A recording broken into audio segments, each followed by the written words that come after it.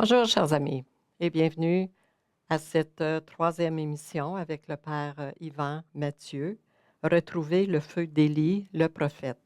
Dans la deuxième émission, le Père Mathieu a fait le lien personnel entre Élie et Dieu.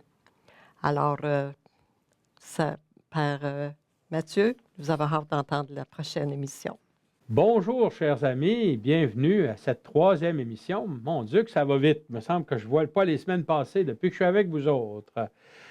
Alors, on s'est laissé avec un moment très attendrissant la semaine dernière, avec Élie qui dit au Seigneur, mais pourquoi elle m'est venue en aide? Pourquoi tu permets que son fils meure? Puis il s'étend 3 fois sur l'enfant, puis Dieu redonne la vie au fils de la veuve.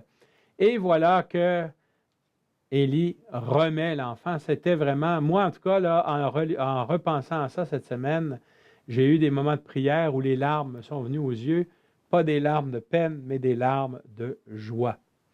Et j'espère que c'était le cas pour vous aussi. Aujourd'hui, on va voir pourquoi on dit qu'Élie, c'est un prophète en feu. Parce que vous allez voir que le feu, là, il fait descendre. Il n'y a pas juste le feu dans le cœur, il peut en avoir aussi. Alors, on est au chapitre 18 du premier livre des rois. Et là, je vais aller un petit peu vite sur les 15 premiers versets parce que ce n'est pas l'essentiel de ce que j'aimerais qu'on retienne. Mais c'est important quand même de le lire parce que ça nous remet dans le contexte de ce qui va se passer sur le mont Carmel à partir du verset 16. Alors, je suis 18.1. De nombreux jours s'écoulèrent. Et la parole du Seigneur fut adressée à Élie. La troisième année, pas juste, ça fait 3 ans qu'il ne mouille pas, là. Ça doit être sec pour vrai. Et la parole s'adresse à Élie en ces termes. Va te présenter devant Akab. Vas-y, là, je t'avais dit de te cacher, là, vas-y. Et, dit Dieu, je vais envoyer la pluie sur la surface du sol. Élie part pour se rendre devant Akab. Puis là, on a un petit intermède où l'auteur nous dit « La famine s'aggravait alors à Samarie. Akab appela Abdias, le maître de son palais. Or, Abdias, c'est la première fois qu'on le voit. Moi, l'avez-vous déjà rencontré, Abdias? Vous ne le connaissez pas, moi non plus. Alors écoutons ce que le livre des rois nous dit. Abdias craignait beaucoup le Seigneur. Ça veut dire que même s'il travaillait pour un roi qui n'était pas selon le Seigneur, là, lui, c'était un bon pratiquant, un bon catholique, qu'on dirait aujourd'hui. Alors, ainsi, lorsque Jézabel, ça on ne savait pas ça, Jézabel, c'est la reine, l'épouse d'Akab, qui était une Syrienne et qui adorait Baal, Jézabel avait supprimé les prophètes du Seigneur. Oh, saviez-vous ça? C'est pas pour rien que Dieu avait dit, va te cacher. Sa vie était en danger. Alors, les prophètes du Seigneur, parce qu'il y en avait d'autres, ont été tués. Et qu'est-ce qu'a fait Abdias? Il a pris 100 prophètes et il les avait cachés, 50 à la fois dans une grotte, et il les avait approvisionnés en pain et en eau. Imaginez-vous, là, c'est facile de dire, on va mettre 100 personnes, puis on va leur apporter du pain à tous les jours, puis de l'eau tous les jours. Déjà, faire ça de manière inaperçue, c'est du sport. Mais il le fait aussi dans un temps de famine. Ça veut dire qu'il se sert de sa puissance pour protéger ceux qui sont consacrés au Seigneur. Alors, Akab dit à Abdias, on revient à notre histoire, va dans le pays vers toutes les sources d'eau, vers tous les torrents, il cherche le prophète. Pourquoi, on ne le sait pas. Peut-être trouverons-nous de l'herbe pour maintenir en vie chevaux et mulets, et nous n'aurons pas à supprimer une partie des bêtes. Il était rendu là, c'est des animaux mouraient. Avant qu'ils meurent, on les tuait, pour les manger sans doute. Alors ils se partagèrent le pays pour le parcourir. Akab alla seul par un chemin et Abdias alla seul par un autre chemin. Tandis qu'Abdias était en chemin, voici qu'Élie vint à sa rencontre. C'est pas le roi qui le rencontre, c'est son chef, son premier ministre. Alors, Abdias le reconnut et tomba face contre terre et dit, « Est-ce bien toi, mon seigneur Élie? » Il lui répondit, « C'est moi. Va dire à ton maître, voici Élie. » Le Seigneur m'a envoyé pour le rencontrer. Abdias reprit, « En quoi ai-je péché pour que tu me livres, moi, ton serviteur, aux mains d'Akab, pour qu'il me fasse mourir? Par la vie du Seigneur ton Dieu, il n'y a pas une nation, pas un royaume où mon Seigneur Akab ne t'ait envoyé chercher. » Alors, pendant ces 3 ans, là, la police secrète d'Akab a cherché Élie. Quand on lui disait, « Il n'est pas ici », il faisait jurer à ce royaume et à cette nation qu'on ne t'avait pas trouvé. Il le cherchait, là. C'était America's Most Wanted, comme ils disent dans les programmes de police, l'homme le plus recherché du royaume. Et maintenant, tu m'as dit, va dire à ton maître, voici Élie, mais dès que je t'aurai quitté, l'Esprit du Seigneur t'emportera je ne sais où. Moi, j'irai informer Akab, qui ne te trouvera pas. Puis quand il va être en beau joie le vert, pour parler en hébreu, il va me tuer. Et là, Élie, et pourtant ton serviteur c'est Akab, c'est pas Akab, mais c'est bien Abdias, craint le Seigneur depuis sa jeunesse. N'a-t-on pas rapporté à mon Seigneur Élie ce que j'ai fait? Lorsque Jézabel tuait les prophètes du Seigneur, comment j'ai caché 100 des prophètes du Seigneur, 50 par 50 dans des grottes, et comment je les ai approvisionnés, excusez-moi, en pain et en eau. Et maintenant, tu dis, va dire à ton maître, voici Élie, mais il me tuera, parce que tu vas devoir disparu. Et Élie lui dit, non, inquiète-toi pas, là, par la vie du Seigneur de l'univers. Ah, ça, c'est une façon solennelle de faire un vœu, là, devant qui je me tiens. Aujourd'hui même, je me présenterai devant lui, devant le roi. Alors, c'est important de lire ça pour comprendre 2 choses. D'abord, pour comprendre que le Seigneur avait raison quand il avait dit à Élie, va te cacher. Va te cacher près du torrent, je vais te nourrir. Ce n'était pas juste pour le défendre de la famine, mais de la défendre de Jézabel aussi. Puis va te cacher chez une pauvre veuve. Bien, Dieu avait intervenu pour que la veuve, le fils et le prophète vivent. Mais si vous êtes à la recherche d'un grand criminel, pensez-vous aller chercher chez une pauvre veuve? Bon, il n'y avait pas de chance d'être trouvé là, c'était pour sa propre protection. Mais là, l'heure est venue, c'est Dieu qui a décidé, contrairement à ce qu'on pensait au début du récit, que la pluie allait revenir. Je vais envoyer la pluie sur la surface du sol. Mais avant de faire ça, il veut que Élie aille parler au roi Akab. Alors, c'est important de voir le contexte, puis comment c'est une chose risquée, parce que si Jézabel en a tué plusieurs, elle est capable de tuer encore, surtout Élie, qui est le grand responsable de ce qui se passe. On est au chapitre 18, au verset 16. Et là, on aurait pu appeler cet épisode « L'invention du barbecue ». Vous allez voir ça. OK? Abdias partit donc à la rencontre d'Akab. Il l'informa. Akab vint à la rencontre d'Élie. Quand Akab vit Élie, il s'était vu la dernière fois, ça faisait 3 ans, puis il avait dit, il n'y aura pas de pluie tant que je ne déciderai pas, là. Puis on peut voir qu'Akab était pas très content. Puis il dit à Élie, « Est-ce bien toi, porte-malheur d'Israël? » Ouh! Élie répondit, « Ce n'est pas moi qui porte malheur à Israël, c'est toi et la maison de ton père, parce que vous avez abandonné les commandements du Seigneur et que... » Alors ça, vous avez abandonné les commandements du Seigneur, c'est toute sa maison depuis plusieurs générations. Et toi, tu as suivi les Baals, donc les dieux païens. C'est à cause de ça qu'arrive cette sécheresse et cette famine épouvantable.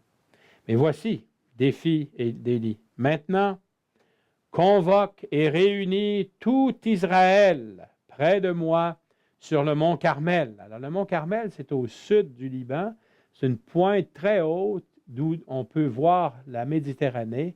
C'est un très beau lieu. Puis, il y a les Pères Carmélites qui ont un très beau couvent là. Si jamais vous allez en Israël, ça vaut la peine d'être visité. Et vous vous rappellerez le barbecue d'Élie à ce moment-là. Il dit, convoque et réunis près de moi non seulement le peuple d'Israël, mais aussi les 450 prophètes de Baal et les 400 prophètes d'Asherah qui mangent à la table de Jézabel. Écoutez, tantôt on s'étonnait que notre ami Abdias pouvait faire manger 100 prophètes en cachette. Elle, la reine, en temps de famine, pendant 3 ans, elle entretient 450 prophètes de Baal, puis 400 prophètes d'Asherah. Ça fait un moyen couvent, ça. Hein? 850, ça fait du monde. Et là, on arrive, ça devait manger, ces prophètes-là, hein? C'est sûr. Ça devait boire, pas juste de l'eau. Akab accepte. Il convoque tout Israël et réunit les prophètes sur le mont Carmel. Élie se présenta devant la foule et dit, « Combien de temps allez-vous danser pour l'un et pour l'autre? » Ici, c'est une parole en hébreu qui est difficile à traduire. Alors ça, ce que j'utilise, moi, pour la présentation, c'est la Bible de la liturgie. Mais je voudrais partager avec vous ce que la Bible de Jérusalem dit pour ce verset-là. C'est plus drôle encore. « Combien de temps clocherez-vous des deux jarrets? » Hein? C'est comme une danse de Saint-Guy. Ils dansent une patte, des fois ils sont pour Yahvé, ils dansent sur l'autre patte, ils sont pour les Baals. Hein? Allez-vous vous brancher? Arrêtez de faire la danse de Saint-Guy. Bon. Si c'est le Seigneur qui est Dieu, suivez le Seigneur. Si c'est Baal, suivez Baal. Et la foule ne répondit mot. Et là, je me mets dans les souliers d'Élie. Il ne devait pas être content dans ses sandales. Puis ça me rappelle un épisode de Jésus aussi, au tout début de l'Évangile de Marc, où à un moment donné, il interroge ses adversaires et il dit, est-ce que Jean-Baptiste agissait pour Dieu ou pour les hommes? Puis ils ne répondirent rien. Et Jésus, non, c'était pas pour Jean-Baptiste, c'était pas un homme qui avait la main desséchée. Il disait, est-ce qu'il est permis de faire du bien? Ils ne répondirent pas. Puis devant ce silence, Jésus, promenant sur eux un regard de colère, dit à l'homme, étends la main. Il l'a guéri, mais il n'était pas content à cause de ce silence. J'imagine qu'Élie n'était pas plus content. T'sais. Allez-vous vous réveiller? C'est la réponse. Et il ne devait pas être content, notre cher Élie. Alors, devant le silence, il continue. Moi, je suis le seul qui reste des prophètes du Seigneur. Bien entendu, il ne révèle pas le secret d'Abdias, qui avait 100 autres, qui étaient cachés quelque part. Hein? Tandis que les prophètes de Baal sont 450, puis il ne compte pas les 400 autres qui sont les prophètes d'Ashra. Puis là, il pose un défi. Amenez-nous 2 jeunes taureaux, qu'ils en choisissent un, qu'ils le dépaissent et le placent sur le bûcher, mais qu'ils n'y mettent pas le feu. Moi, je préparerai l'autre taureau. Je le placerai sur le bûcher, mais je n'y mettrai pas le feu. Vous invoquerez le nom de votre Dieu, et moi, j'invoquerai le nom du Seigneur. Le Dieu qui répondra par le feu. Ah, le feu d'Élie, on arrive. Le Dieu qui répondra par le feu, c'est lui qui est Dieu. La foule répondit, c'est d'accord. Élie dit alors au prophète de Baal, choisissez votre taureau et commencez, vous êtes les plus nombreux. Invoquez le nom de votre Dieu, mais ne mettez pas le feu. Ils prirent le taureau, le préparèrent, ils invoquèrent le nom de Baal depuis le matin jusqu'au milieu du jour, en disant, ô Baal, réponds-nous. Mais la réponse de Baal, elle ressemble à la réponse du peuple tantôt. Il n'y eut ni voix, ni réponse. Et ils dansaient devant l'autel qu'ils avaient dressé. Ils sont un peu comme un peuple d'Israël qui danse une jambe sur l'autre. Hein? Ils dansent pour essayer d'invoquer, de réveiller leur Dieu. Là, ça fait au moins 6 heures que ça dure. Au milieu du jour, Élie se moqua d'eux en disant, « Criez plus fort! C'est un Dieu! Il a des soucis, ou des affaires, ou bien il est en voyage. Il dort peut-être. Il va se réveiller. » Vous voyez, ici, ça, c'est vraiment, quand ça ne marche pas, puis quelqu'un vient ironiser sur votre sort encore plus, en disant, il se moque de Baal. Hein? Voyons donc, réveillez-le, faites quelque chose. Il est peut-être allé faire un tour à l'épicerie, prendre une marche dans le jardin, il a peut-être des affaires, il est peut-être en voyage, il a peut-être décidé de faire la grasse matinée. Réveillez-le. Ils crièrent donc plus fort. Ils n'ont pas compris qu'ils riaient d'eux autres. Là. Ils criaient plus fort, puis non seulement ils criaient plus fort, mais selon leur coutume, Ils se tailladèrent jusqu'au sang avec des épées et des lances. Ils se mutilaient pour se faire saigner pour un sacrifice à leur dieu Baal. Et dans l'après-midi, ils se livrèrent à des transes prophétiques, une espèce de choses de drogués, là, jusqu'à l'heure du sacrifice du soir, donc on n'est pas loin de 5 heures, 6 heures. Mais encore une fois, il n'y eut ni voix, ni réponse, ni le moindre signe. Et c'est là qu'Élie va entrer en action. Élie dit à la foule, « Approchez! » Toute la foule s'approcha, mais ils n'ont pas encore parlé, la foule. Ils sont très, très motus et bouche cousue, comme on dit. Il releva l'autel du Seigneur qui avait été démoli. Il prit 12 pierres, selon le nombre des tribus des fils de Jacob à qui le Seigneur avait dit, « Ton nom sera Israël. » Alors finalement, c'est un sacrifice qui ne concerne pas seulement qui sont là, les 10 tribus du Nord, mais toutes les tribus, les 12 tribus, tout le peuple de Dieu. Avec ces pierres, il érigea un autel au Seigneur. Il creusa autour de l'autel une rigole d'une capacité d'environ 30 litres. J'espère que l'eau coûtait moins cher que l'essence de ce temps-ci. Ça fait un moyen plein, moi. Ça m'a coûté plus que ça, hier, pour mettre de l'essence dans ma voiture. Il disposa le bois, dépeça le taureau, le plaça sur le bûcher. Là, on sera attendu à ce que Élie il fasse descendre le feu, mais non, il fait une autre petite chose pour avancer. Il dit, « Emplissez d'eau 4 cruches et versez-les sur la victime et sur le bois. » N'oubliez pas que ça fait 3 ans qu'il ne pleut pas, là. L'eau, là, c'est un vrai gaspille, ça. Mais il tire de l'eau sur le bœuf et sur le bois. On fit ainsi. Il dit, une 2e fois.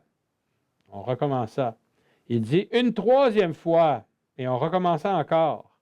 L'eau ruisselait autour de l'autel et la rigole elle-même fut remplie d'eau. Je peux imaginer ceux qui avaient soif qui regardaient cette eau-là et disaient, franchement. À l'heure du sacrifice du soir, Élie, le prophète, s'avança. Ça, c'est autour de 6 heures, juste avant que le soleil se couche. Et il dit, Seigneur, mais là, il dit Seigneur, il ne dit pas Seigneur, mon Dieu, il dit Seigneur, Dieu d'Abraham, d'Isaac et d'Israël. Israël, ici, c'est Jacob qui reçoit son surnom, les 3 patriarches.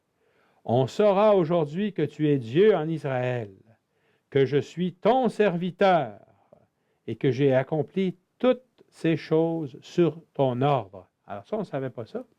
On ne savait pas que c'était sur l'ordre de Yahvé qui avait fait ça au début, d'interdire la pluie. Réponds-moi. Alors, il dit la même chose que les païens, les prophètes païens avaient dit à Baal. Réponds-moi, Seigneur. Il insiste, réponds-moi. Non pas pour que moi j'aie la gloire, mais pour que tout ce peuple sache que c'est toi, Seigneur, qui es Dieu et qui a retourné leur cœur. Quelle belle expression. Comme on retourne la terre quand on la laboure. Et retourner le cœur, c'est une conversion, c'est un don de Dieu. Là, moi, j'ai des petits doutes. Je ne suis pas sûr qu'il y avait juste de l'eau là-dessus. Il devait y avoir un peu de pétrole. Je ne sais pas. Là, en tout cas, il va falloir que je pose ça à Saint-Pierre quand je vais arriver au ciel comme question. Là. Mais chose certaine, c'est que après cette action mouillante d'Élie, après sa prière, qui est très belle, en passant, ces prières là, peuvent être reprises pour nous, le feu du Seigneur tomba. Il dévora la victime, le bois, les pierres, la poussière et l'eau qui était dans la rigole. Tant qu'à fait mettre le feu, c'est aussi bien que ça vaille la peine. Pas besoin d'appeler les pompiers. Le feu est pris. Tout le peuple en fut témoin et les gens tombèrent face contre terre et dirent, c'est le Seigneur qui est Dieu. C'est le Seigneur qui est Dieu. Enfin, ils se sont réveillés, ça a pris le feu. Et là, c'est pour ça que je disais que c'était l'invention du barbecue. Ça a dû te faire une moyenne boucane. Alors, Élie leur dit alors, saisissez les prophètes de Baal, que pas un ne s'échappe. Et là, ça va être un peu sanguignolant. Attention, cœur sensible, s'abstenir. Il faut aller chercher un verre d'eau si vous avez tout le cœur sensible. Ils les saisirent. Élie les fit descendre au ravin du Kishon. Et là, il les égorgea. Bien, écoutez, il est aussi violent que notre amie, Jézabel l'était avec les prophètes. Elle avait fait tuer. Alors, mais on va voir que ça, là, ça va créer des problèmes pour Élie. On va voir ça dans la prochaine émission. Alors, avant de terminer cette troisième émission, j'aimerais simplement faire un lien entre ça et ce qui se passe dans l'Évangile de Luc aussi, quand Jésus se durcit son visage pour prendre résolument la route pour Jérusalem. Alors, à ce moment-là, on est à Luc, chapitre 9, verset 51. Là, je vous cite ça de mémoire, je n'ai pas ma Bible devant moi, mais c'est le début de la montée de Jésus à Jérusalem dans l'Évangile de Luc. C'est une longue montée. Ça va prendre 10 chapitres. Il va arriver à Jérusalem en 1944. Encore une fois, je vous dis ça de mémoire, vous vérifierez. J'espère ne pas me tromper. Bon. Et au moment où il part, il s'en va dans un village de Samaritains. Il est en Samarie. Puis il envoie Jacques et Jean aller acheter du ravitaillement chez les Samaritains.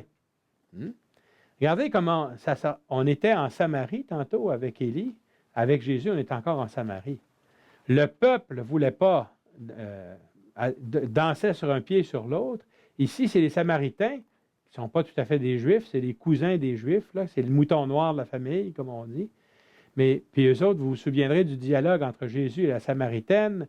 Est-ce ici, au mont Garizim, qu'il faut adorer, ou à Jérusalem? Alors, les autres de Jérusalem, ils ne voulaient rien savoir. Là. Hein? Alors,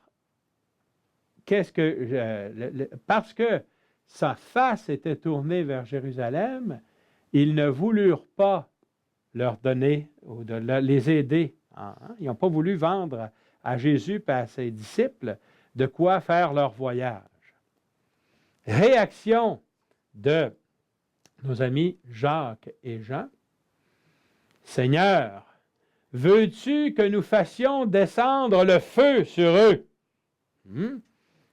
T'es le nouvel Élie. Élie a fait descendre le feu du ciel.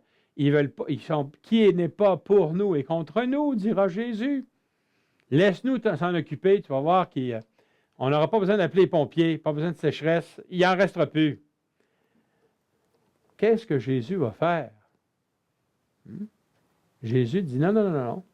Il dit, il les rabroue, pas les Samaritains. Il rabroue Jacques et Jean, pardon. C'est intéressant parce que Jacques et Jean, quand dans l'Évangile de Marc, Jésus choisit les 12, il choisit Jacques et Jean, puis il leur donne un surnom. Il s'appelle les Boanerges. Les Boanerges, c'est pas, t'es donc un beau gars, Boanerges. Non, c'est pas ça. C'est les fils du tonnerre, ou les fils de l'éclair. Bien, la plupart des spécialistes qui lisent et Marc, choix des 12, et Luc 9, 51 suivant, quand ils s'en vont, ils disent, c'est pas pour rien que Jésus leur a donné le nom de Boanerges. Ils savaient que c'était des gars qui étaient en feu, puis qui voulaient surtout mettre le feu partout, puis pas juste le feu de l'Esprit Saint, c'était vraiment le feu pour vrai. Alors, ils étaient du type Élie, hein? Puis ils ont eu à vivre une grosse conversion avec la mort et la résurrection de Jésus. Et ce qu'on va voir la semaine prochaine, 4e émission, c'est qu'ils n'étaient pas les premiers à devoir changer leur façon de voir les choses. Élie, lui aussi, va devoir changer sa façon de voir les choses. Et c'est ce qu'on va découvrir en lisant la semaine prochaine. Vous pourrez déjà préparer vos Bibles pour dimanche prochain, la fin du chapitre 18 du premier livre des rois et le début du chapitre 19 aussi. On va faire vous mettrez aussi vos souliers de marche parce qu'on va faire un petit pèlerinage avec Élie. On va aller jusqu'au mont Sinaï. Ça prend des bons souliers parce que le chemin est un peu rough, comme on dit chez nous. Je vous souhaite à tous une bonne semaine, mais je peux déjà, comme j'ai un petit peu de temps, vous raconter comment l'eau va revenir. Le prophète Élie dit alors au roi Akab, « Monte, tu peux maintenant manger et boire, car j'entends le grondement de la pluie. » Ça faisait 3 ans qu'il n'avait pas mouillé. Akab monta pour aller manger et boire. Élie, de son côté, monta sur le sommet du mont Carmel. Il se courba vers la terre et mit son visage entre ses genoux. Il dit à son serviteur, « Monte et regarde du côté de la mer. » Le serviteur monta, regarda. Il n'y a rien. 7 fois de suite, Élie lui dit, « Retourne. » La 7e fois, le serviteur annonça, « Voilà un nuage qui monte de la mer, gros comme le poing. » Hey, ça va faire un gros orage, ça, watch out, hein? Alors Élie dit au serviteur, « Va dire au roi Akab, attelle ton char et descends de la montagne avant d'être arrêté par la pluie. » Et qu'il a dû le prendre au sérieux après 3 ans de sécheresse comme ça, hein? Mais vous pouvez vous imaginer que ça fait un gros orage qui tombe sur du sol sec. Ça a dû faire une moyenne bouette, comme on dit chez nous. Peu à peu, le ciel s'obscurcit de nuages. Poussé par le vent, il tomba une grosse pluie. Akab monta sur son char. Il n'avait pas écouté tout de suite. Il a attendu qu'il se mette à mouiller. Il partit pour la ville de Yisraël. La main du Seigneur s'empara du prophète. Élie retroussa son vêtement. Il a monté sa jupe et courut en avant d'Akab jusqu'à l'entrée de la ville de Yisraël. Alors, j'avais oublié, vous avez dit d'apporter vos souliers de course, vos souliers de marche. J'avais oublié de vous dire d'apporter votre imperméable et votre habit de pluie, et puis votre parapluie aussi. Il y a plusieurs autres prophètes qu'on lit à l'Église le dimanche. Je pense à Isaïe, je pense à Jérémie, des prophètes qu'on entend souvent, très, très, très souvent, le dimanche à l'Église. Pourquoi Élie? Eh bien, pour mieux comprendre pourquoi cette démarche avec Élie, c'est qu'on a relu le chapitre 4 de l'Évangile de Luc, où Jésus revient à Nazareth après avoir vaincu le tentateur dans le récit des tentations. Il relit le prophète Isaïe et il comprend que cette page d'Isaïe, là, je suis venu apporter une année de grâce, c'est la mission que lui donne son Père. Et il dit, cette parole que vous venez d'entendre, elle s'accomplit pour vous aujourd'hui. Et là, devant la réaction au début, les compatriotes de Jésus, les gens de Nazareth, ils disent, ah oui,